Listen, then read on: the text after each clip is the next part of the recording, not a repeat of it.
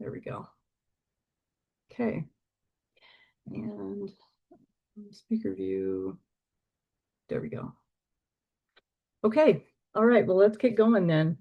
Like I said, if anybody wants to turn off your cameras, you're not going to get criticized for it today. So the first thing I want you to do today is to take a deep breath, as always, and then to yourself. If you've got a piece of paper nearby, that's great. You don't need one, but declare a very firm, clear goal. Because sometimes, our you've heard this a billion times, some of you, but your conscious mind is the part of you that says, I want to get out of school. I want to pass my certification. I want to be working. I want some money. I want to be done with this school thing. And that's pretty clear aspiration. That's a pretty clear goal. And it works fine until the that's the 5% of your brain that's consciously aware of what's happening. But the minute you're not consciously aware, something else triggers you. You hear something else. You get a test back. You had a practice and it sucked. Immediately, all the doubts flood back in. And those are coming from your subconscious, which actually is the thing in you that's running the whole program. So I want it 5%. And here are all the 90% reasons why I don't think that's a good idea for you. Because it's got fears and doubts that maybe are logical to it, but they don't set you up to continue to get the goal that you want, the goal that you set out for the very first day that you stepped into court reporting school a billion years ago. So have a clear goal. And then the next thing I'm going to ask you to do is to set a very clear intention for what you intend to get from the investment of your time today in order to further you getting that goal, the thing that you want so much, the thing that you're ready for. And I'm going to talk to this. I know there are people in the group who are not at exit speeds yet, and that's okay, because what we're going to work on is going to help you get to exit speeds faster than you can imagine. But you'll hear me talking today in terms of the people who are taking the California CSR next month. And there are some people out there who are doing their RPRs in other states' certs, and it'll work just as well. I'll try to do it as generic as I can so your brain doesn't flip out if you're trying to pass something in Michigan and I say California and it goes, oh, this doesn't apply to me. I don't have to listen anymore. Our brains are amazing. So we all know the power of the mind, just how quickly you can go from being in one state, not California or Michigan, but confusion, happiness, sadness, being in that moment of anticipation. There's a state that your body and your mind is in. The one I like is that one of being completely normal and relaxed, even thinking I'm amazingly in a confident place. Like when you just turned in that test and know you might have passed it. And then a few minutes goes by and you're pretty sure you passed it. And then a little bit longer time goes by and you're in a place of hoping that you passed it, but you're still feeling pretty optimistic, pretty good. And in an instant, with just some newfound knowledge that you didn't pass, everything changes. Now, nothing ever actually changed about you, but now you feel horrible. And you're probably doubling down on defeat and self doubt and feeling somewhere between confusion and downright anger. And although it sounds and feels terrible, um, and I'm going to tell you it's all in your head because nothing actually changed. You just got some new information, which you're interpreting to mean something that suits your ego, it suits your subconscious fears. And it fits in with the limiting beliefs and the fears that have been holding you back. And it says, aha, see, you look at you. You're not as good as you thought you were. You're not ready for this. Who do you think you are? You shouldn't be out there working yet. All of the fears that will come just as an avalanche down on you, bringing up the most preposterous things that to your fearful student mind make perfect sense. What if I get out and I'll prove I don't know what I'm doing? People will see through me that I'm not a great reporter. Well, you're the greatest reporter you can be in this moment with all your skills and your experience behind you, and you'll keep getting better every minute that you stay in the game. And the idea is to stay in the game. So, in fact, I'm going to ignore that one.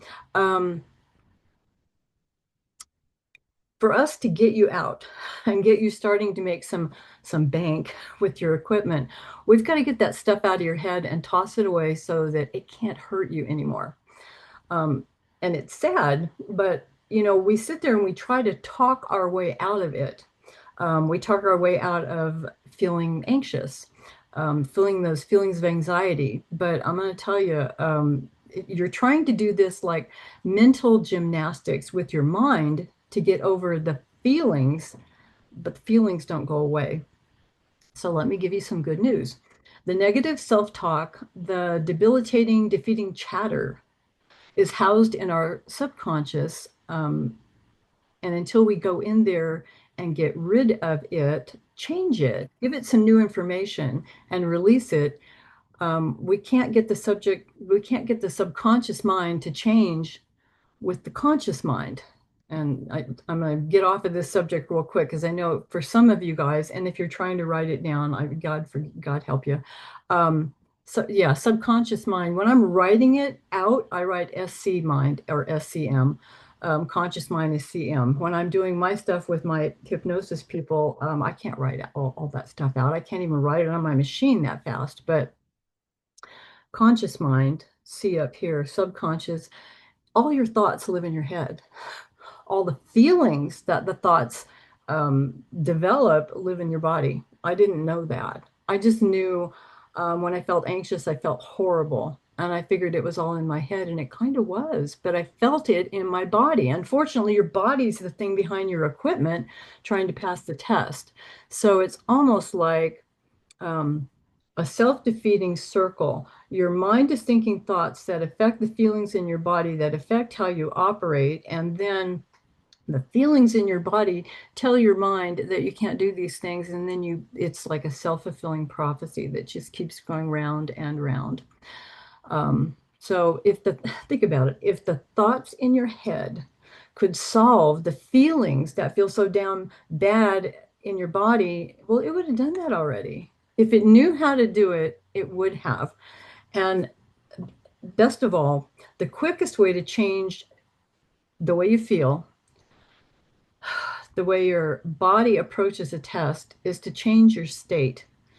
And there are a couple of quick ways to do it. One of them is to act as if, to change your mental thinking so that your body follows. Wherever your mind goes, wherever the thoughts are happening, your body's going to follow it. If you told yourself, if I told you, hey, there was this test you took last week and you don't know it yet, but I have it on good authority that you passed. Nothing would have changed in the world, but you'd feel better. If I told you I just put somebody put $3 million in your bank, you were never going to have to work again another day in your life, and you thought, God, is that true? There's a part of you that like wants to buy into it and feels pretty good about it, and that's awesome. Oh, wait a minute, it's not you. You're not Sam, you're Fred. I'm sorry, Fred. And all of a sudden you feel like you've lost something that you never actually had. It's all in your head. It's all in your head. The reason you get that sinking feeling after finding out you failed a test is because there was a thought that was created, came right up, and it caused a chemical reaction in your body. Nothing's changed except that what you're thinking has changed. And so, what I really want to get through to you guys today is we really need to trick whatever part of you we can to let go of that stuff so that and it's beyond a trick. If we trick it good enough, it'll be gone and you won't have to worry about it anymore.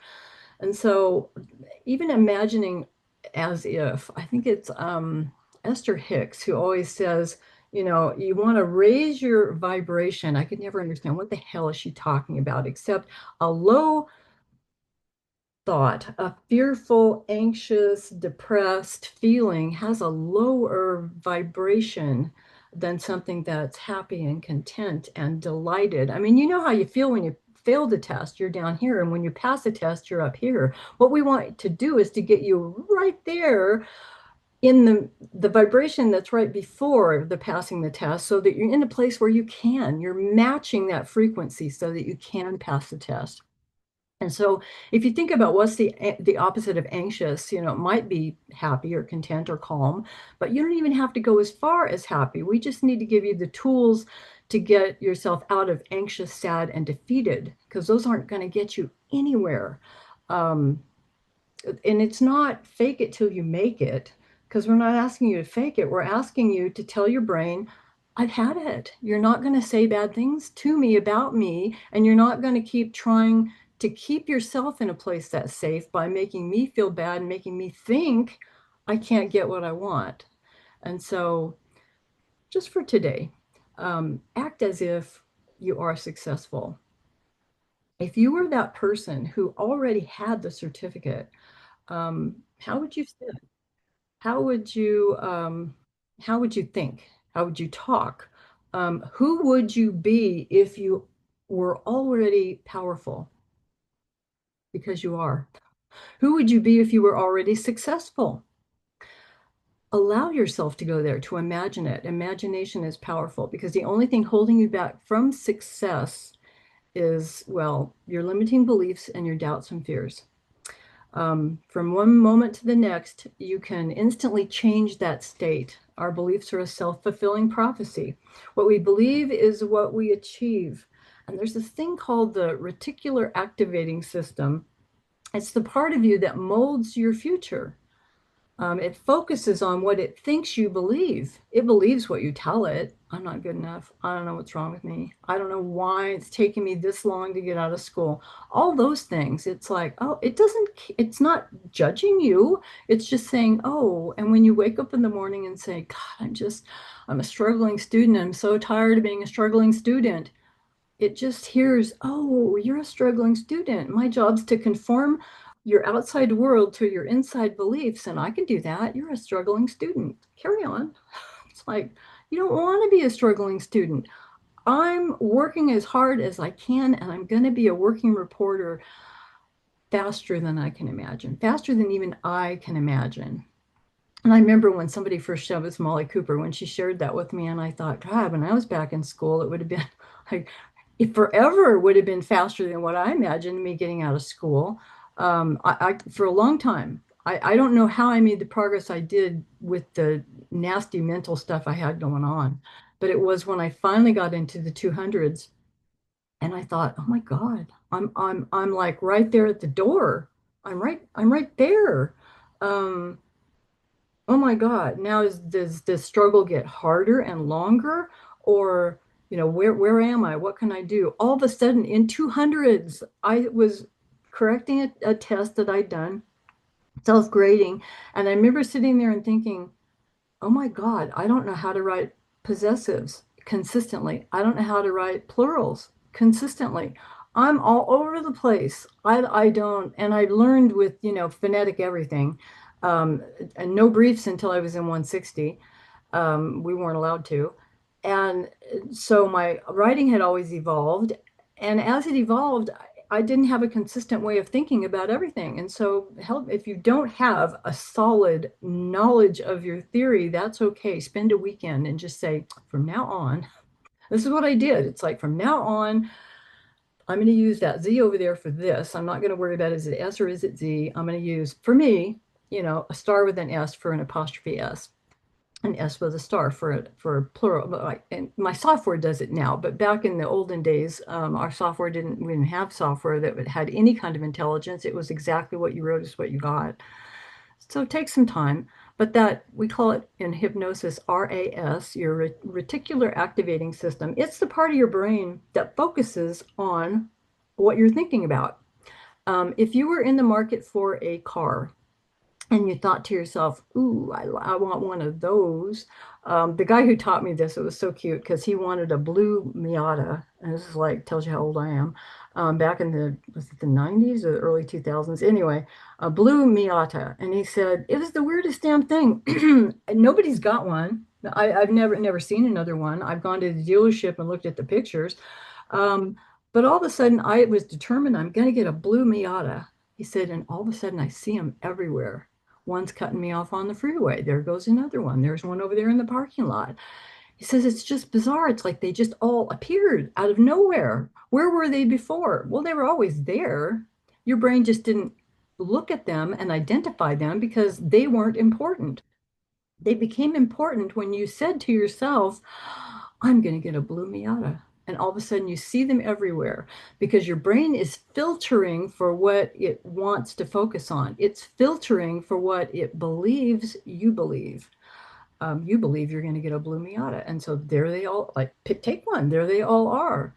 And so we got to be really careful. It's that filter.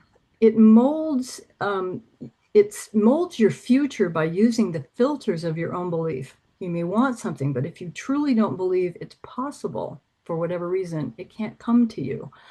So let's find out what's holding you back and dispel the the limiting beliefs and the doubts and fears that I assure you are not real. And the only power they have over you is the fact that you believe in them. So what I'm going to do with you guys is a group effort here. You're going to do it individually, but usually I do this one-on-one with clients who can, echo back to me verbally what's going on with them. But I think we can do this in a way that you can internalize it and answer yourself about what's holding you back. Is it real or is it just really being believed? So we're going to go through a list of limiting beliefs. I'm taking a course right now that has to do with, well, it's focused on making more money. But for me, I morphed that for me into becoming more, putting myself out there more. Um, Not being afraid to just, I mean, I can talk to court reporting students. They're my friends. They know me. I understand them. But for me to go and talk to another group of accountants or attorneys, I mean, a room full of them, about hypnosis or hypnotherapy or how you can get your witnesses to calm down and give you all the answers that you want. And believe me, I'm out there talking to as many attorneys as I can, trying to tell them talking fast will not get you the answers you want from a witness. It will actually put them in a state of resistance. And the faster you talk, the more shut down they're going to get. And the best way to get something from a witness, seriously, from with an attorney, is to talk slowly, talk gently, repeat what the witness is saying. And for those of you who have been out working or have shadowed anybody, you might have noticed that sometimes an attorney will ask a question, the witness will answer, and the attorney will echo back what they just heard and keep going. And for a long time, I thought, well, guys, that guy's stupid. Has he got nothing? I'm just going to repeat whatever the witness says. Except that what's happening is, from the witness point of view, they're sitting there going, oh my God, somebody hears me. Somebody's understanding what I'm saying. Finally, my own attorney doesn't, but I'm getting to tell my story and you're hearing me. I have a rapport with you. I'm going to give you, I'm going to talk to you. You understand me.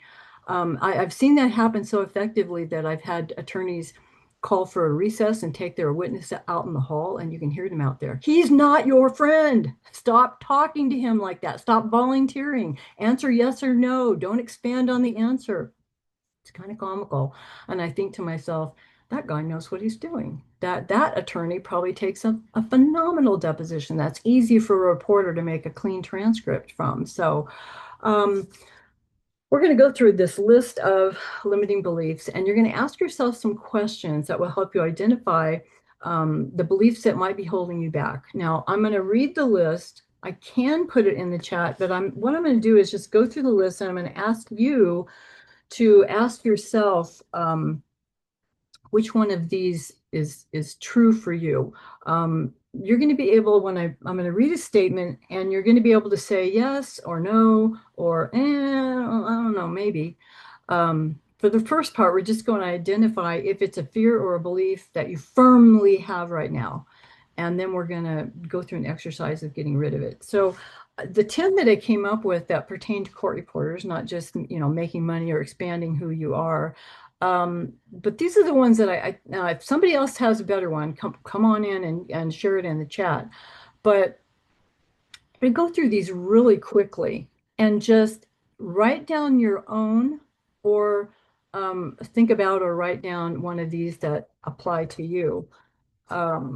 See, I think I have it on my screen, so I don't have to look away. The first one was, I fear that if I don't pass the next big test, I'll never succeed. Now, either that's going to hit you with, yeah, maybe, or, oh, hell no. If I pass the next big test, I'm out of here. And if I don't pass the next big test, I'm still out of here. It's just not today, and that's okay. So I fear that if I don't pass the next big test, I'll never succeed. The next one, I fear that even if I pass, I won't know what I'm doing. Maybe that applies to you, maybe it doesn't. The next one, I don't deserve to pass yet. I have to work harder to achieve this. If I don't struggle, it's not worth it. If I don't struggle, then what I'm doing isn't worthwhile. I have to really work hard for what I want. This one may or may not apply to some of you. I'll lose my student friends now if I move on. If I graduate and am certified and out working, it's like I'm going to be leaving them behind, and I can't do that. Is there any guilt or shame felt when you think about succeeding, being out working? I am so close, and yet it's like I'm sabotaging my own self. I'm doing everything I can do, and there's some invisible hidden force that's holding me back. I have a fear of exposing my lack of skill and knowledge. If I get out there, they're going to find out. That's the last one on my list. If I start working, they'll find out I don't know what I'm doing. Somebody's going to ask me to read back, and I'm going to falter. And if you want to put any of those into just a simple sentence, I can't pass the next test because you fill in that blank. The first thing that comes to your mind. When I first went through this list and it had to do with hypnosis, always the thing that came up for me was, well, I'm just not smart enough. I don't know. Somehow I missed the chapter in the book that everybody else got to read. And then later in my life, I felt like, damn, I think I missed a whole book in a volume set. I missed a whole episode in a series. I missed something that everybody else had, and I just didn't. And I felt like I was the kid over in the corner who didn't know what I wasn't doing or how to do it.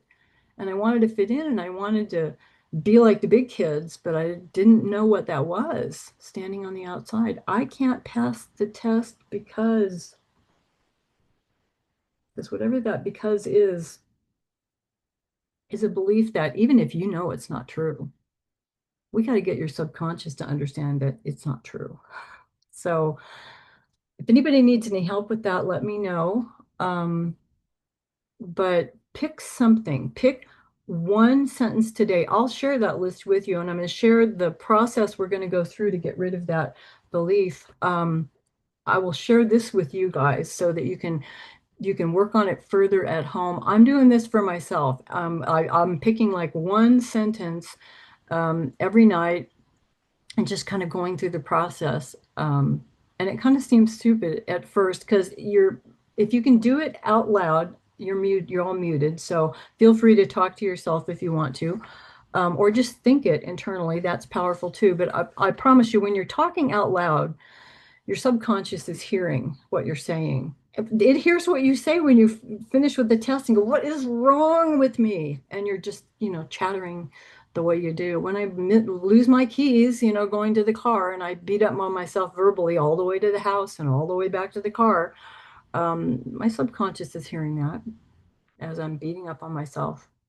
So the first thing we want to do, I'm gonna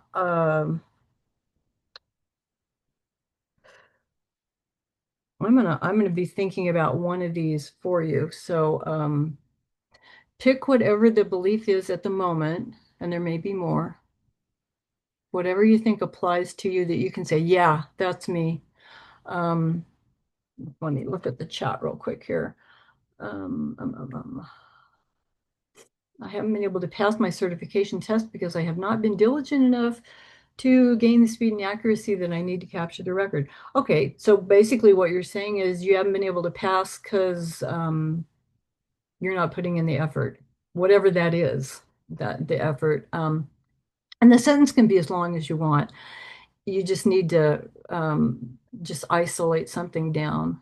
Although I have been, yeah, it's like whose assessment of you is that? Here's Deborah. I feel like that's mine too, but I worded it like my hesitations will prevent me from passing.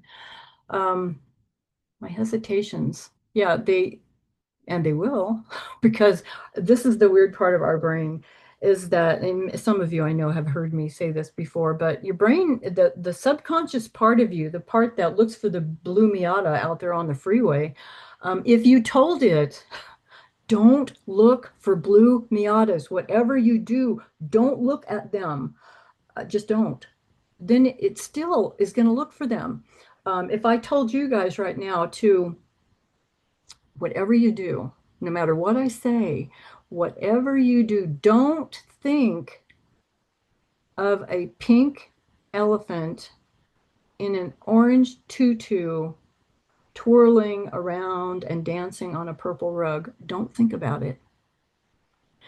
You can't not think about it because in order to not think of something, you have to visualize it. And then the next process is, and now don't think about it. Your brain doesn't understand the negatives. I don't want to hesitate. I don't want to drop. I don't want to fail. Let's fail. Let's drop. Let's hesitate. So when people talk about stinking thinking, that's the thing. It's like the thinking that you don't understand how powerful it is that's sabotaging you. It doesn't mean to, it's just listening to the words that you're saying. So pick whatever my theory hesitations. Yeah. Um, I get that. The first thing we're going to do, and let's just work through this because as we come to stuff that doesn't work, we'll deal with it. The first thing we're going to do is we're going to ask permission because our subconscious doesn't understand it has a choice. Once we have our yes to a limiting belief, we're going to literally ask subconscious mind, you subconscious mind, are you ready to release my fear or my belief, whatever it was, today? And for me to become aware of it consciously. I'm going to read over here. When I hear test, it is if I forgot, it's as if how I forgot how to write, especially during a test. If I misstroke, there goes the mind saying, you're not going to pass this again. Yeah. And that part of that, Olivia, is, yeah, Olivia, is just, that's a practice of ignoring the thoughts when you're in a test.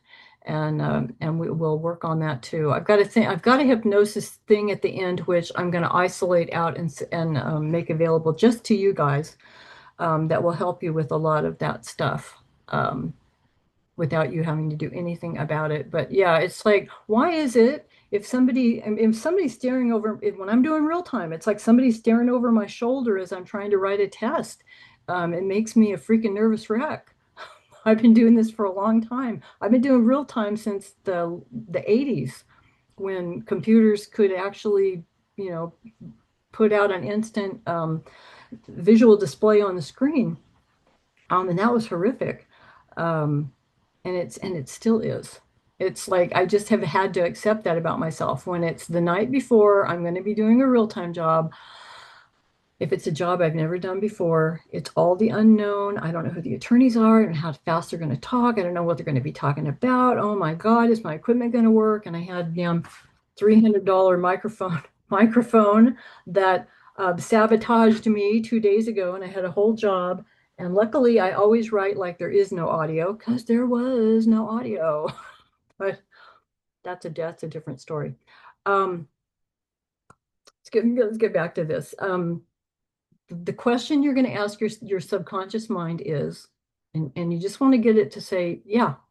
If it doesn't, that's fine. We can deal with that. And there's another part of this that we can deal with that. But subconscious mind, are you ready to release my belief that whatever it is for you today? And for me to be aware of it consciously. Because what it's doing right now is it's not letting you be aware of it consciously. It's just there. If you're aware of it consciously, then you'll see it when it comes up. And when you see it, you'll realize how ridiculous it is and you can let it go. So this is important because you want to be aware of what is in there. That's the thing about hypnosis, I think that scares most people. It's like, I don't want you in my brain looking around and finding out things about me that I don't even want to know. It's like, I wish it worked that way. It'd be kind of fun, but it doesn't. Um, it takes you right out of that realm of it's in control and it puts you back in control because it takes you right out of the realm of you can't see it. And if you can't see it, you can't make different choices. And there will be things that will start happening just because you've released the fear. Subconscious mind, are you ready to believe you're faster than you thought you were? Oh, cool, Victoria. Victoria, you're always faster than you think you are. I love it. I love it.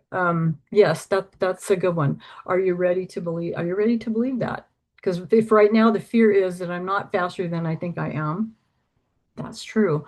Now, if the answer or the feeling that you're getting is not 100% sure, if your subconscious mind is saying, no, I don't think so, not quite, or just an uneasy feeling, if it's not, I love how my daughter said this to me, Mom, and I'm trying to equivocate over something and to make a simple decision about something. And she says, Mom, if it's not hell yeah, then it's hell no. Okay? There's nothing in the middle. Don't worry about the middle, Mom. Just hell yeah or hell no. So if the answer or the feeling you're getting is not 100% sure, it's okay to release it. Ask your subconscious mind, why do you think you want to hold on to this belief? Why? Because it may think there's a good reason. You're going to embarrass yourself if you're out in the field already and you're working. Nobody in your family's ever made this kind of money. You really want to open up that can of worms? In my money class, I'll call it, there are people, I love it. It's like, I can't make that kind of money. Everybody's going to start asking me for it. What a great reason not to make any. How about if we just made better friends and got a different circle of influence? Or how about if you just do with your money what you want to do because it's your life. Different thing. Or also you can say, subconscious mind, how does it help me to hold on to this belief? Because it may think it's helping you. Yeah, it may think you haven't been in school long enough. Now, from its point of view, it likes being in school because that's what's familiar. It knows how to protect you day to day in school. It knows how to, we'll go and we'll show up and we'll take a test and we'll fail and it'll be okay. You'll cry. I'm fine. We're going to stay in the same place because it feels familiar and I know how to protect you here. But you're talking about going out there where there's attorneys and rate sheets and billing and jobs and things and court or depots. And I don't even know what that stuff is. Um, and I can't protect you in a place where I don't know where we're going. Subconscious mind, how does it help me to hold on to this belief? Find the reasons and reframe them until you can get 100% agreement to let go. And for some of you, I know you are. If this seems too complicated for you guys, like I said, you're going to get the recording. You're also going to get a sheet with like step-by-step directions. And so you can do it for yourself, by yourself. Or you can get a hold of me because we can always go through a session where I can ask you the questions and we can flesh it out together. not flush it out together, Flesh. Um, I love mentioning those sometimes because there are so many words that it's like, I didn't know that was a word um, early on in my career. So, finding the root, we're going to ask subconscious mind. This is where it gets a little bit deep. What's the root cause of my belief, my fear? Um, what is the root cause? And you're going to ask it, was it before, during, or after my birth? Or if you had to guess and make it up, go with the first impression, whichever is most prominent. Now, it's always the stuff that we're dealing with right now with holding you back. It is always at age 7 or before. Even though there are all kinds of episodes that could have happened in your life, the stuff that makes the programs that you're running on now that are holding you back are always before age 7. So, but before birth would be if you were to know, was it a past life? Was it passed down genetically? Now, you don't have to dig into that stuff. Just ask your subconscious mind. It's like, let's play a game. Was it before my birth, during my birth? This is obviously a guy who's never had kids. I call it just during gestation, you know. Or was it after my birth, sometime from my birth to age 7?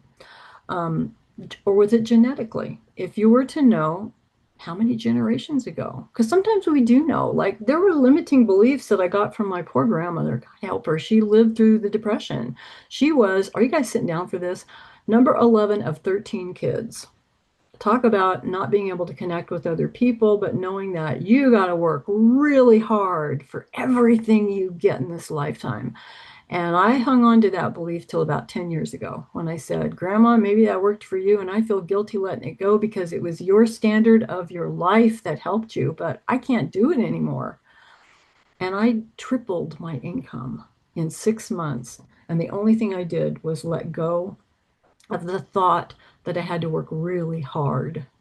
And all of a sudden, I got better jobs and more attorneys and easier jobs. And not, they're not all perfect, but the percentage of them changed amazingly. Because before, and as some of you have heard me talk about this, I literally, the agency I was working for, I'd come out of my depot and there'd be a reporter in the conference room next door. And I'm like, I've got an examination under oath, which means that it's an insurance company. I'm not even going to get a copy because these people don't have, they don't have an attorney. And it's erratic and it's hard and it's nonsensical because it's an insurance attorney and it's not like a normal deposition. So it's harder work for lesser money.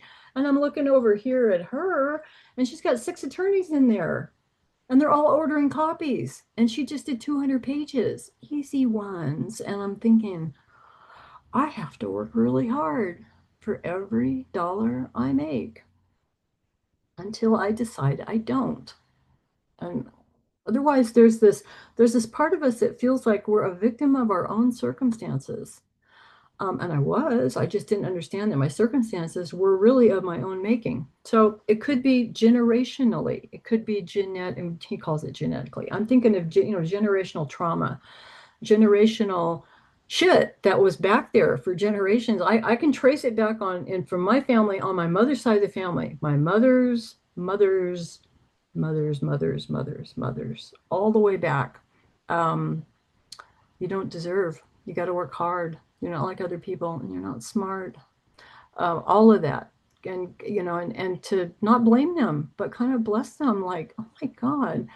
Think of all the generations, and all of a sudden I'm in a place for the first time in all those generations that can say, well, this is ridiculous. And the only reason it's going to hang on to me is if I decide it's okay for it to hang on to me. I can let it go. I can let it go. I can, some people call it, breaking the generational curse. I think it's just waking up and deciding I got more tools than they had, and I got a different um, life and a different environment than they had. And if I don't step up and use the knowledge that I'm in touch with, then Who does that serve?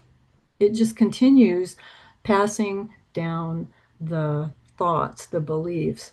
I don't know if any of you have heard my story of the lady who was making the roast um, with her mom, um, and and she said, we're going to use grandma's recipe.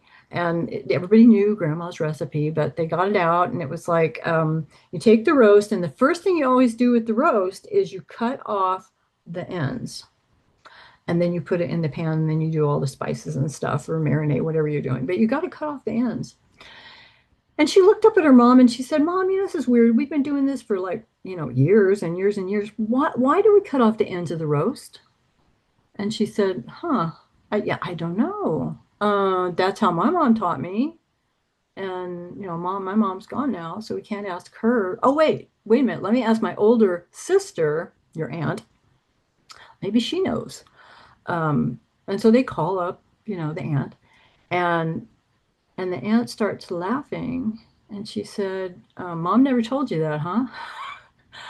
She said it slipped out in a conversation one day when we were talking about the damn roast recipe and how you got to cut off the ends of the roast. And her mom, not understanding even, that generations from her would keep cutting off the ends of the roast. She said, well, back in my day, the stoves were really little and the pans were really little. And we were lucky enough to get a big old roast, but it wouldn't fit in the pan. So we had to cut off the ends and it fit in the pan. And 3 generations later, people are still cutting off the ends of the roast and they don't know why. And they're cutting off your ability to pass a test, maybe. And you don't know why. There's a belief that got handed down. Could be a past life. Doesn't matter.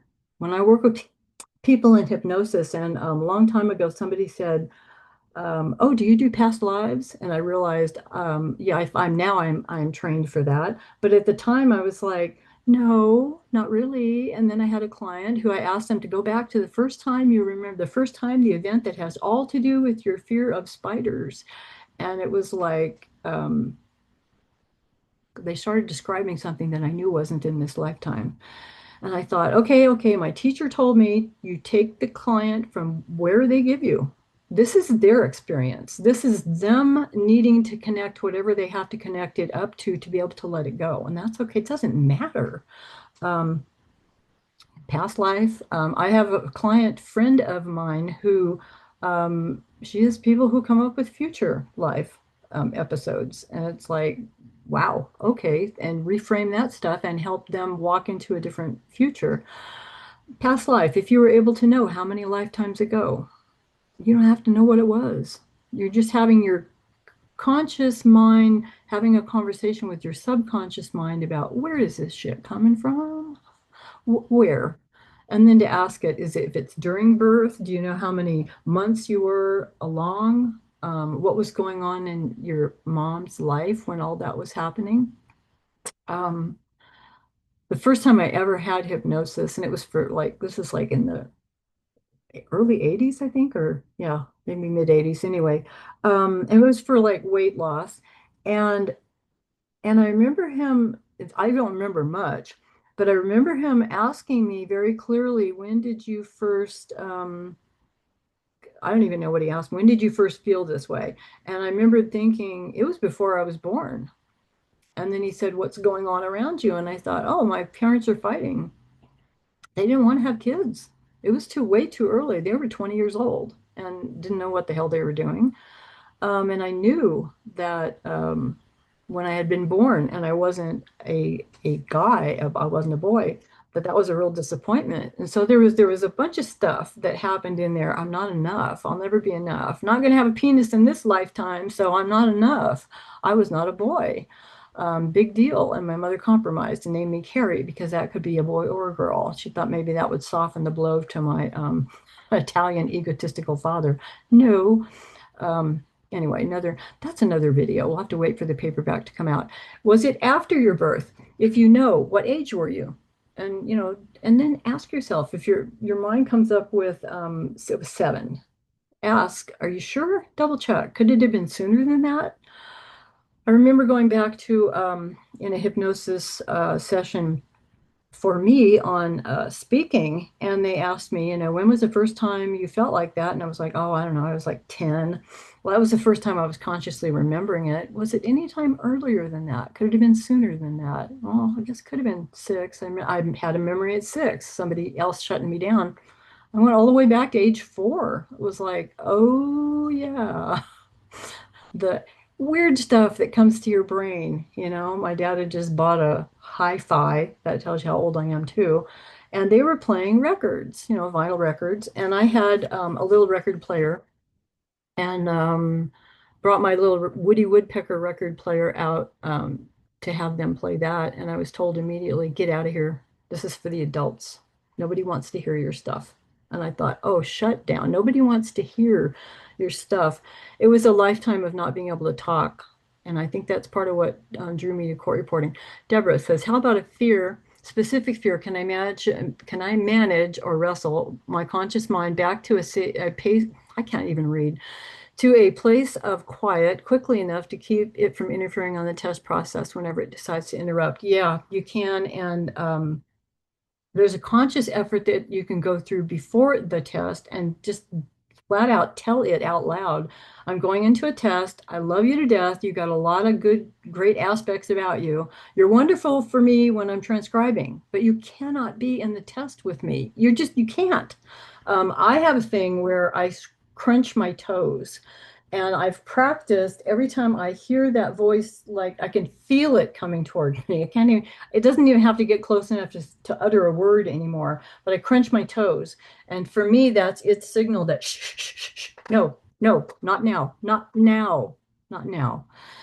Tell yourself ahead of time, have some kind of a signal that's not verbal.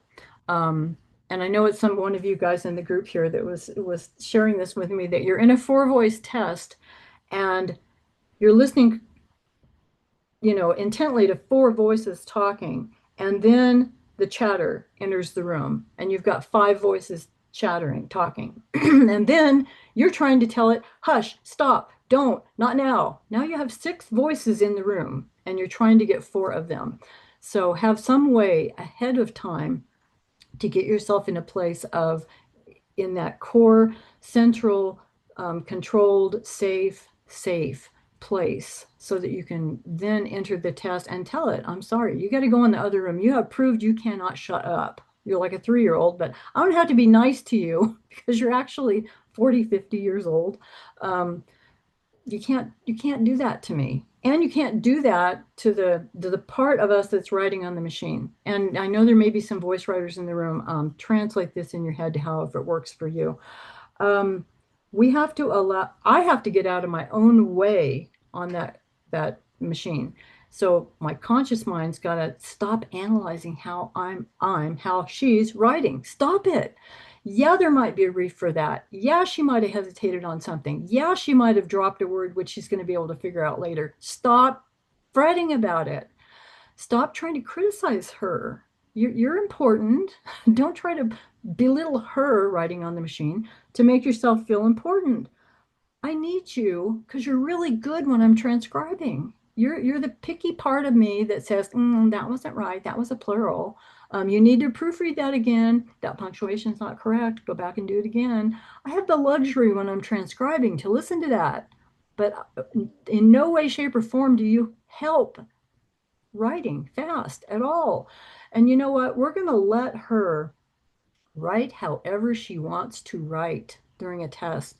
We're going to take a deep breath and get out of the way so that she can do what she does best. And if that means she writes it out the first time she hears it, and then she briefs it, and then she comes back and writes it out a different way the next time, that doesn't matter.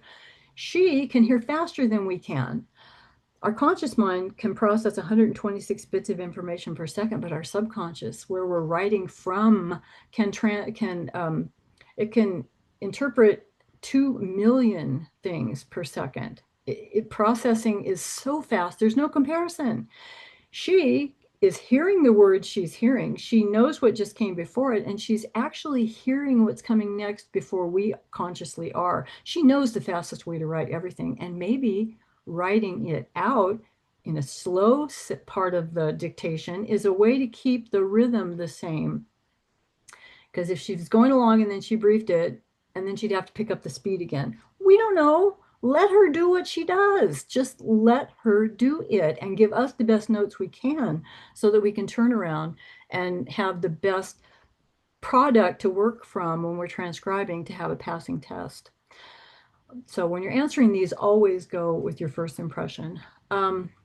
Once you have an event, a memory in your mind of something that has been holding you back, um, let yourself see that episode in third person perspective, as if you're not in it, you're watching it, and ask your subconscious mind, what positive lessons can I take from this event that will allow me to let go of this fear?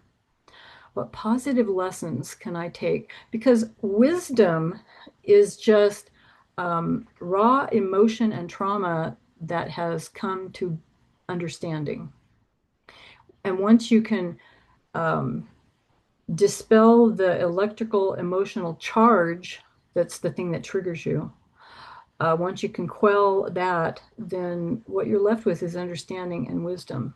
And it changes. You don't lose the memory. You will never lose the memory, but you will lose the emotional charge that's hooked up to it. And the charge is the thing that your subconscious throws it up at you to get your attention, to remind you, hey, what do you think you're doing? Passing a test? You're not ready to do this yet. It doesn't say those words, but you feel the feeling, and it's enough to hesitate your writing. It's enough to stall you for a nanosecond, and sometimes that's enough to throw you off your game. And then the minute you hesitate once, it jumps in like, got her. You know, you might as well quit now because you've already failed.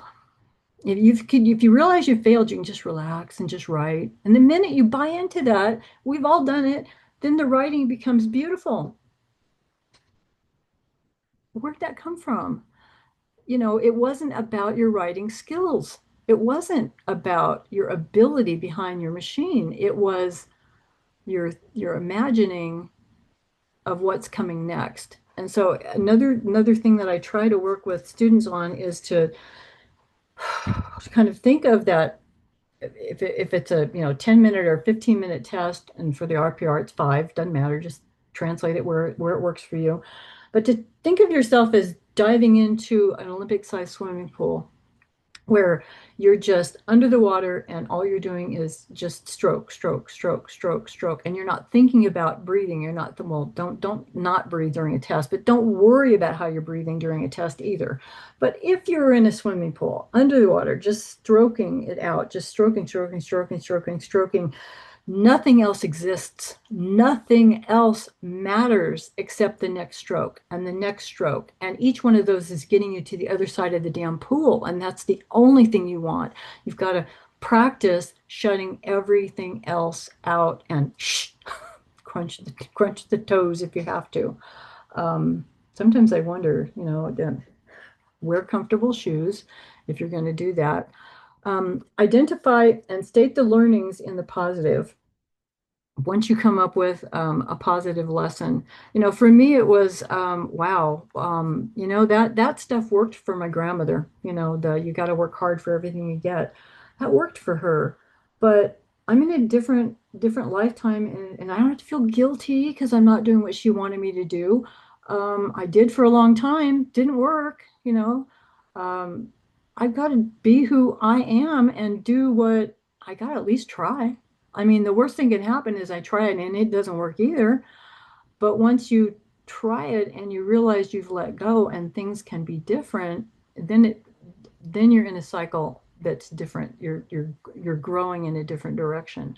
When you're identifying the learnings from that experience, put them in the positive, not I don't have to do what my grandmother did, but this is my life and I get to choose how I'm going to make my own mistakes, Grandma. Love you. Um, Sometimes I think about, is she on the other side watching me going, still criticizing and saying, don't be too proud. Don't put yourself out there too far. People will criticize you. You shouldn't trust anybody either. And, I knew she came by that honestly, but um, I get to choose differently in my life, and you do too. When you're looking at those lessons, you want to keep the lesson and let everything else go. You can put it in a place where if you ever need it again, there it is. But it's the lesson that you take with you. Um, Wrestling with your conscious mind, um, knowing that I have the ability, I have the conscious ability to be able to declare who gets to go into that test with me and who doesn't. The part of me that can just breathe and keep my body breathing in a rhythmical way that can feed my body oxygen and my brain oxygen and keep my body settled and calm. I want that part to be in the test with me. I want the part of my subconscious who, oh my God, can she write fast? Because I've seen it. Sometimes it hits like 380 when I'm looking at my words per minute. Not for very long. We're talking seconds, but I know she can do it. That part, I want that part in the test with me. In the test, in the dictation, I want that part with me. Um, I want the part that keeps my body calm. I want the part that doesn't let the chatter come in, that just keeps me in a safe place. And then, and using the words, the personal pronouns, the I and the me and the my and the myself, instead of, third person, you. It's I keep myself safe. I'm in a place of control. I choose to have the chatter to the side of me when I'm writing, way off to the side of me when I'm writing. After you have those learnings, after you have any kind of a lesson, and be creative about it. After you have your learnings, thank your subconscious mind for those learnings and then store them away. So if you ever need them in the future, they will always be there. And then you can check on the event, kind of go back into it again. Are the negative feelings still there or are they gone? If they're still there, imagine looking at that episode, that memory that you have, and imagine this is an NLP technique, neuro linguistic programming technique. Push that picture, if it was a frame if it was a photograph that big, imagine turning it black and white instead of in color. Imagine turning the sound way down so you can't hear what's going on in that episode. Imagine pushing it off way off into the future until it becomes tiny, tiny, tiny, tiny, tiny, and it's gone. Now, it still lives wherever you want to store it, but it's not in your immediate visual range. And it's okay to go down and check on that event. Check on the feelings. Are they the same feelings that you had before? Are they there or are they gone? If the feelings are still there, allow yourself to float out in that third person perspective again. Go into the event first person and feel what it feels like. It can't possibly feel the same. Float in and float out and float in and float out until the feelings are gone. And it could take several times. Once the feelings are gone, ask yourself, your subconscious, to make its way back through your whole lifetime from that first event that you came up with. We're going to work now back toward the future, the present, all the way back to now, but only as quickly as you can let go of each other event that you identify along the way that may have caused you to feel the way that you feel. Go all the way back to the present.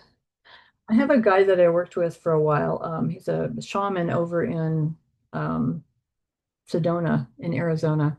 And he goes through this every single day where he takes you through going out of your body into the universe and then imagining yesterday for the last 24 hours. So he does it on a daily basis. He clears out anything that's negative within the last 24 hours. And he says, you look at everything as if it's a photograph and you collapse it. Every episode as if it's a photograph and you collapse it and you collapse it and you collapse it and you let it go. He said, and you get to the end of it, it's almost like the end of a movie reel in an old projector and you hear that flap, flap, flap, flap, flap of the plastic, the the polyurethane film as it's going through the projector, and you're just letting every single one of those episodes go, just go, go, go, go, go, because they gotta they gotta have a place to live, and that's okay, but not in your head and not all the time, and for God's sakes, not when you're in the middle of a test. So as you come back forward and you come across each event, preserve the positive lessons and let go of the less than positive aspects of all of the events all the way back to now. It's almost like a life review, and you can always take as much time as you need. After you've released all of the events, you can always ask yourself, subconscious mind, is there anything else I need to let go of? Ask until there are no more memories that are coming up, because you want to clear out everything. Um, and then lastly, think of an event from the past, maybe a past test where you failed and you felt negative. Um, think of an event from the past where you used to feel negative or hold this belief, and to ask yourself if the feelings are still there or if they're gone. Meaning, if this episode happened again in the future, would I feel exactly the same way? Or would I be able to look and feel about it differently? You can even go into an event into the future where if it happened in the past, you would have felt bad, um, and just go out and try to find the feelings. And if we've done our work, you may find that it cannot feel the same way that it did. For some of you guys, I love this because you're having deliberate, conscious holdbacks, not just I don't want to call them imaginary because they are certainly not. Um, Oh, here's another one. I fear not being able to continue remembering that little trail of words I'm holding as I trail the speaker. Whoa. Okay, I'm going to give you the test answer to that, not the working in the world answer to that. Um, there's a thing, oh hell, I can't remember what it's called. Your brain can only hold. Do you know why phone numbers are 7 digits? You thought about that? There's like the first three and then the other four. And then there's the area code, but that's kind of separate, because area codes are big and, you kind of geographically know, like, San Francisco might be 415, LA might be 213. I don't know. And then the prefix and then the number. Phone numbers are 7 digits because your brain, I don't care who you are, your brain can only hold 7 to 9 chunks of information at a time. Uh, I worked with a guy who passed the California state test because he had an incredible memory. He was a terrible reporter. Um, and actually, I remember he used to joke because one of the teachers at the school said, um, "I know this isn't in your notes, and I know you didn't cheat because there's no way you could have because I'm the only one that's got the key to the test. But where did you come up with that whole phrase that you put in there?" And he said, "Well, that's what they said." He remembered it. He would not remember it tomorrow. He would not remember it 6 months from now when that case got appealed and he's looking at his notes and there's nothing there. But for moment to moment, he could do that. Now, I don't know if it was, I can't imagine that it was more than 9 chunks of information at a time, but that's a big chunk. I mean, but when you're trailing, I asked my hypnosis teacher, what happens when you get to you've got a whole sequence of stuff coming at you all the time, and there's like 7 chunks in there, and you're saying, "Oh my God, I'm behind," but I'll remember that. He said, "Well, you may or you may not." But I said, "What happens when you hit, the seventh chunk, the eighth chunk, the ninth chunk?" Now, chunks could be a word, could be a phrase, could be a sound. Encyclopedia is 6 sounds. If you have a brief for it, it may be one. So for those of us who write, stroke intensive, we got maybe 1 or 2 words before we reach our ability to hit our 7 to 9. I said, "What happens after you hit 9?" He said, "Everything flushes out. It closes out completely and starts over. It just realizes I'm at the end of my ability to hang on to that, and it's gone, it's over, it's done. Go to the next one." So In the immortal words of the mortal, Mark Kislingberry, stay on top of every word. And that's the best thing I can tell you as far as trailing. If you're going to trail, realize you're going to hit a point at which you're going to have to let it flush, drop, and start over again. And I wish there was a better thing I could tell you for that. Fear of not being able to continue remembering, yeah, the last words. And I've got somebody who is going through the end part of theory into the beginning of speed building right now, and she's having a problem with trailing. And I'm like, there's no trail. It's like Yoda. There is no try. There is no try. There is do or don't do. There is no try. There is no trail. Um, and I think it was Stephanie Hicks who passed in the RPR by dropping. Um, yeah, that's specifically for the test. Just hang on to the speaker every word as just stay on top of the words. If you stay on top of the words and then you miss one or two, you've only missed one or two. If you're trailing, you may hit your seven or nine and then it all flushes out and you seven or nine. She passed the RPR by dropping. She said, I sat there and looked at my stuff and I thought to myself, well, damn, my notes are really good. When I get it, I get it. And when I don't, oh, it's bad because then I drop and then I feel bad about myself and I beat up and I'm gonna fail because I dropped. And she said, I'm looking and I'm thinking to myself, if I had just dropped a little bit sooner, dropped cleanly, jumped right back in cleanly, what I have in my notes is good enough that I would have passed. And you don't have to have perfect. You have to have good enough. You have to have 95%. That's good enough. Aim for 98 if you want. Tell your brain, my brain's incredible. It could aim for 98. What if I had to get 98 to pass? It would be aiming for 98 instead of 95. And that's okay. Tell it it's incredible. And it can aim for 98, but you only really need to be good enough to pass.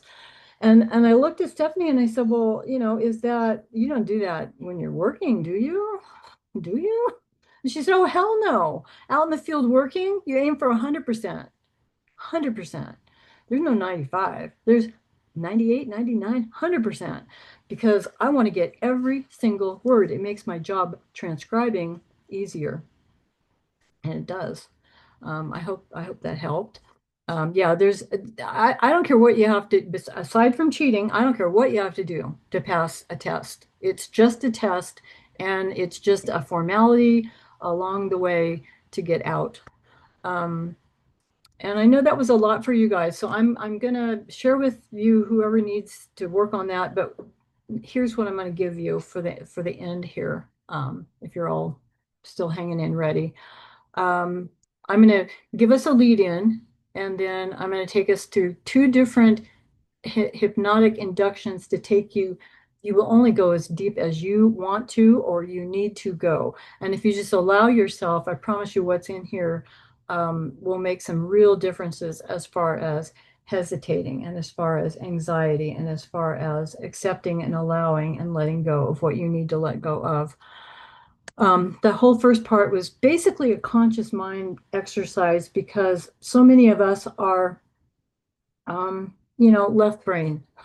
It's like we identify with that chatter. We identify with that part of us that's problem solving and wants to figure everything out and wants to know the answers and wants to feel comfortable and know where we're going. And it took me, I think it was 30 years into my career before there was a moment, a day when I sat back and I thought, God, I feel nervous. I got this job in front of me, and I don't know who these people are. And I'm looking at the caption, and I'm like, this is my one from yesterday. I'm looking at the caption, Brian Williams versus Capital Express Lines Inc.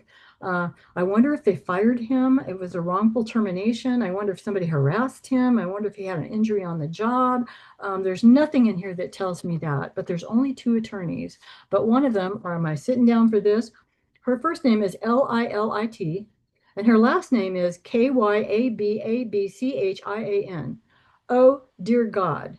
She's now Lil Cab. She's Ms. Cab. That's it. I'm going to put it in my dictionary so I don't have to ever spell that again. I got that down, but I don't know what kind of case I'm going into. And it's got to be okay.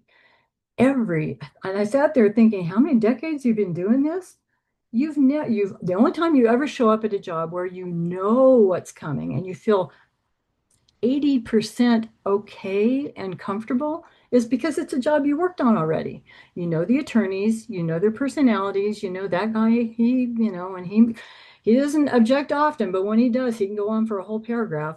But the guy who's doing the questions he's pretty reasonable and he doesn't let the witness, chop him off too often.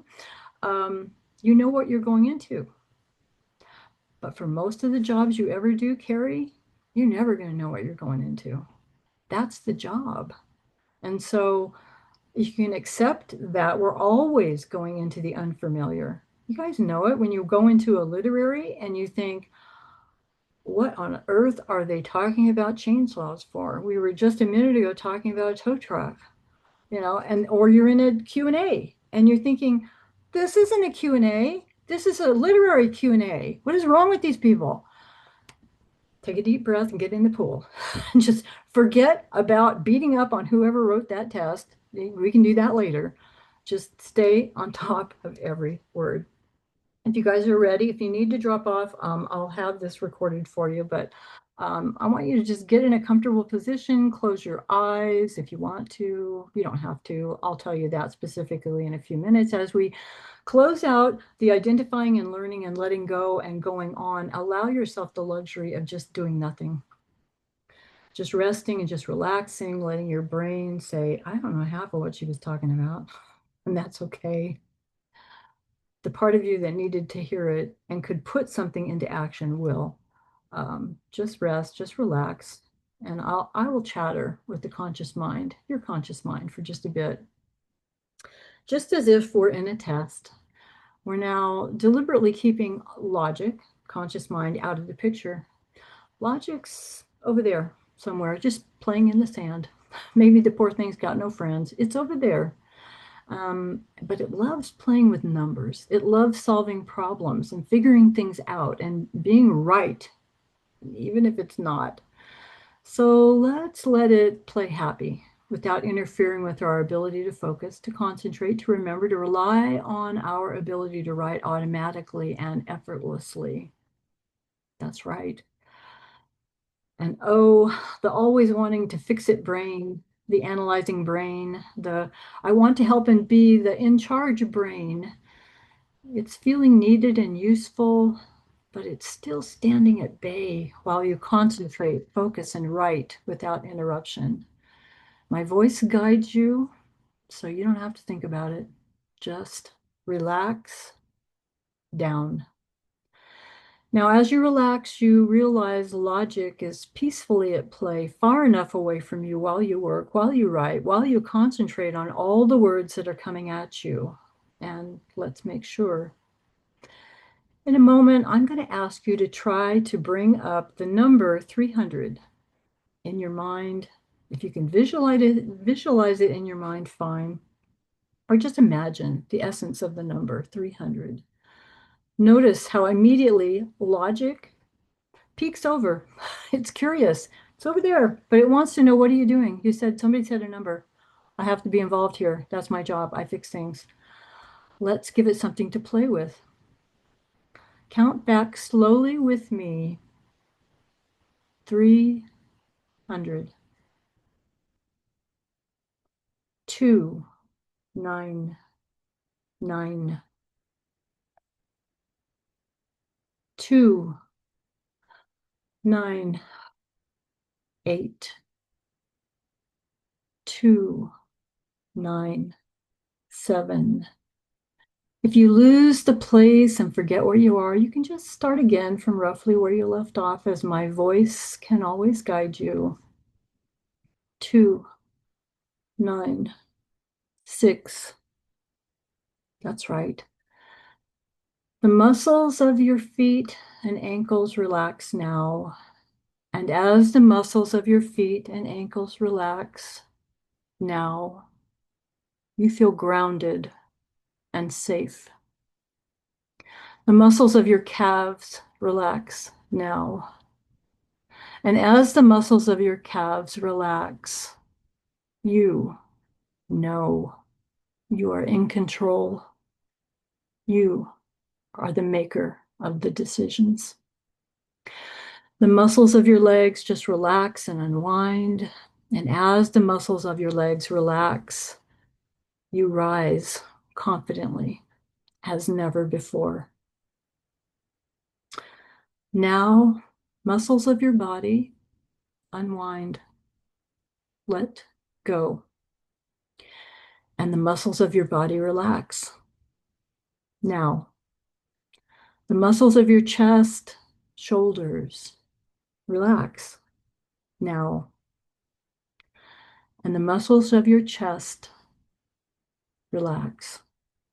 Now, the muscles of your shoulders, specifically, relax.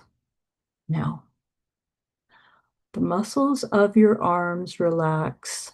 Now, and notice that one hand perhaps feels warmer than the other as the muscles of your hands relax now. And this is a good kind of relaxed because now is the time to relax them. And you know this because you can go as fast as you want, as accurately as you want, with confidence and ease in stride and in any test, any time, any job. That all comes as you breathe into safety first. The muscles of your hands, arms, relax now. And even the little muscles of the corners of your eyes relax now. The little muscles in the corners of your mouth relax now. And the little muscles behind your eyes relax now. And you notice how you're aware, but you're not aware. And you're listening, but you're not listening. And yet you hear every single word. You always hear every single word. The words are yours. You stay on top of every single word, effortlessly, accurately, quickly, and to the next, and to the next. Whatever parts of you, or aspects, or habits, behaviors, or patterns that you now realize need to be liberated, focused, freed, evaluated, elevated, now. You know, the inner knowing part of you knows what you need to give you the success you desire. And with that, we're going to take a small journey now to allow all of those things to happen for you. Just take a deep cleansing breath. And if you're ready for one last dive into the world you are ready to be a part of, just let it happen. Just relax so that perhaps you have both feet safely flat on the floor. In any event, make yourself nice and comfortable. And you're there, just sitting maybe with your feet flat on the floor comfortably. And now you can hear the sounds of my voice. And now you can test your breathing. Breathing in, holding it for just a moment, and then exhaling, letting everything just go. If you haven't already, just close your eyes. Just allow yourself to become totally absorbed. And you're unaware as in your mind you find yourself standing very safely at the top of a flight of steps, stairs. It's a flight of stairs that lead gently down into a place where all change is possible. Standing safely at the top of this flight of stairs, you also find that you have with you a box of magic pens or magic chalk, or maybe one of those fluorescent markers that glows when you write. It can be anything you like. Choose any color you like. Any color you like, and just draw the number 10. Just draw in the number 10. In a moment, I'm going to ask you to rub out the number 10, and then you will take one step down, deeper, relaxed. So go ahead, rub out the number 10 and step down, deeper, relaxed. That's right. And now choose any other color you like. Draw in the number 9. That's it. And as you rub out the number 9, you step down, deeper, relaxed. Choose any other color you like. Draw in the number 8. You rub out the number 8 and step down, deeper, relaxed. Choose any other color you like. Draw in the number 7.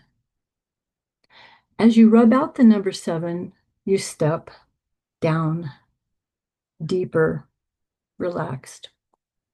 Choose any other color you like.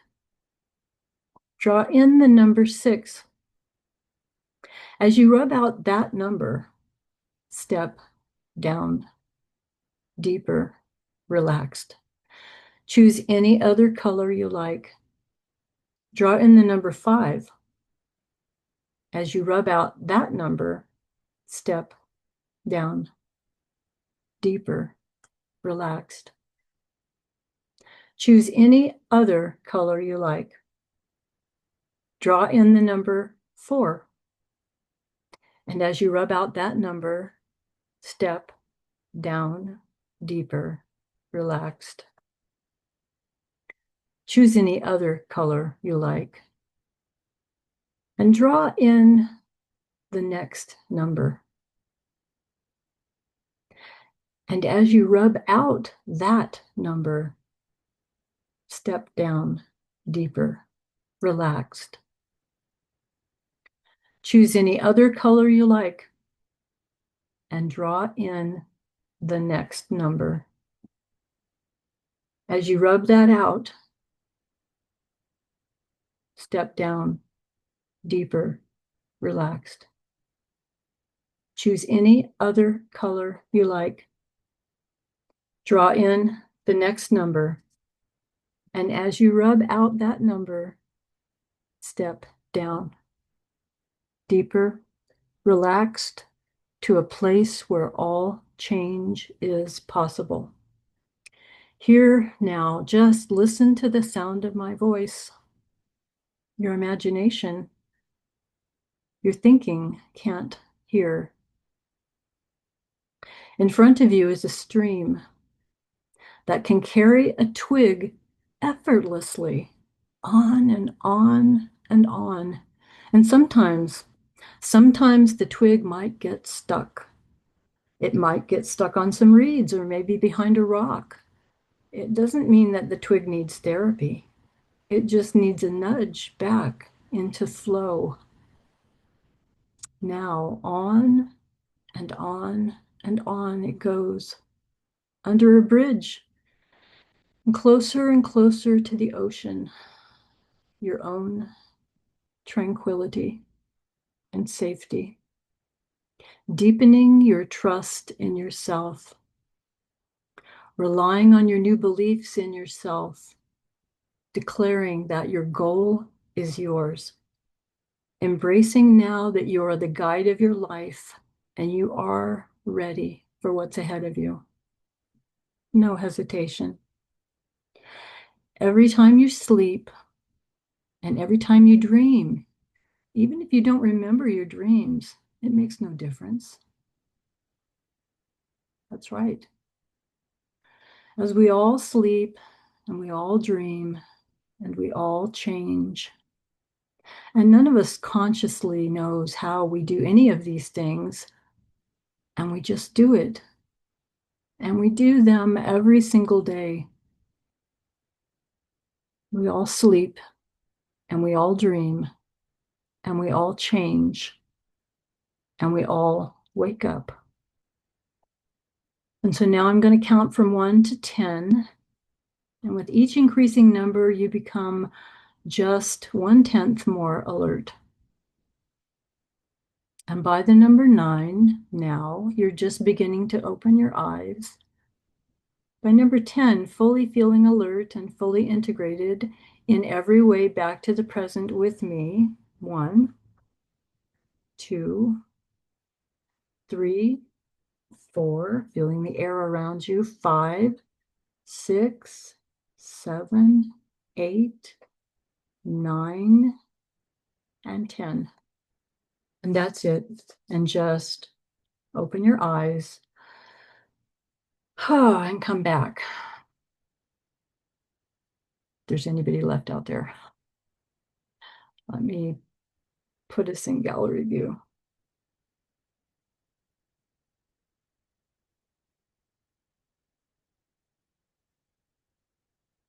Okay. And anybody got any questions, any thoughts, any doubts, any fears? Okay, you guys have probably had enough for today. I know it's been a long day already.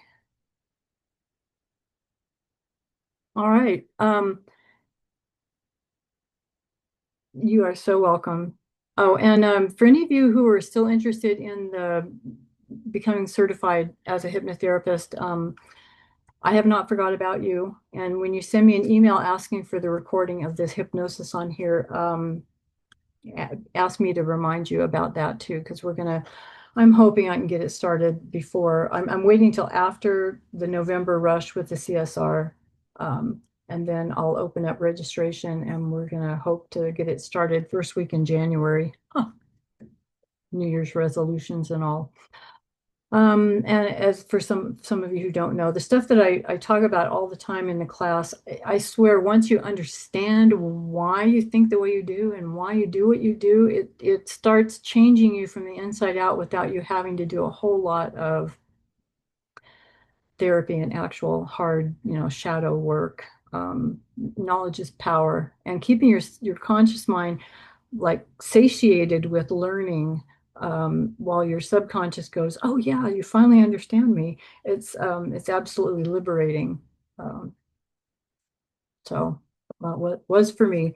And so I'm hoping to offer that, and I want to do it in a way for court reporters so that it's a lot of recorded stuff. And so it's a lot of stuff you can just practice to. Crank up the speed double time if you need to, or slow me down if you're in a slower speed. But it will get you I think it's 220 hours, which sounds outrageous, but a lot of it is watching movies. And then there'll be a lot of live stuff like this, but we just talk about why or why not that particular exercise was either really, really powerful or, there was stuff we could tweak about that would make it better next time. So, and that's what I do with my regular hypnosis students. And I'd love to do that for you guys and offer you, because there are a lot of students that whatever level you're at, there are a lot of students who are below your speed, below your belief system, and need somebody to help them walk through a session. Not necessarily like this, but taking them back to an event that happened, something, a memory that they're hanging on to that is holding them back, and to help them reframe it into a way that works for them instead of against them. And so you'll have a lot of people to practice with and on. Thank you guys. Anyway, alwaysrealtime@gmail.com. Send me an email if you want a recording of the whole thing, or if you want a recording of just the hypnosis part at the end. I'll isolate that out. And then if you're interested in the hypnosis certification course, let me know. I'll be honest with you, I told the people who are I'm doing the certification through that I'm doing it at $1,700. Don't take a deep breath yet. Hang on.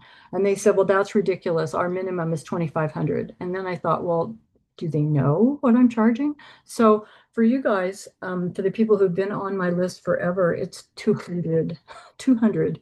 And that's 18 months of work. And it'll be, lives every month. Um, pretty good deal, but I'm not telling them that. I'm like, oh, I must have missed a zero there when I put in my paperwork. Sorry. Okay, you guys. Love you. Take care. I am seriously excited about what's coming back at the end of November because you guys, you must think I'm crazy. I do have a dog. We do, where is he? He's not here right now. We do happy dance when I get stuff. I mean, we literally like go through the house and sometimes we put on the Beach Boys or something that just makes us sing and dance and smile and celebrate for you guys as you pass your certification and as you pass your last test and as you get the hell out of theory and into speed building, as you graduate from entry level speed building to exit speed building, as you do all those things, it makes my day. It's like, and I know there are people that you guys work with also who are paying for programs and they, you know, I think it's a group effort. I think it's, the physical part of what you need to do to practice, to physically do what you got to do. And then there's the part that held me back for 18 months that didn't need to, and that's the mental part. The me against me, the what am I made of and can I do this stuff? Man, that's honestly, I don't think anybody can do what we do. We're pretty good at what we do. Because there's part of me sometimes that says, anybody could do what we do if you have the right mental attitude. Well, that's kind of part of the equation that makes us who we are. And it does make us special, and we are. And not everybody can do what we do. Otherwise, everybody'd be doing it and it wouldn't pay as well. Okay. So you guys feel free to get a hold of me if there's anything I can do for anybody. Otherwise, I'm going to wish you a happy Saturday. Me and my dog are going to the dog park. Um, he's worked hard for it this week. Love you guys. Take care. Talk to you again soon. Bye.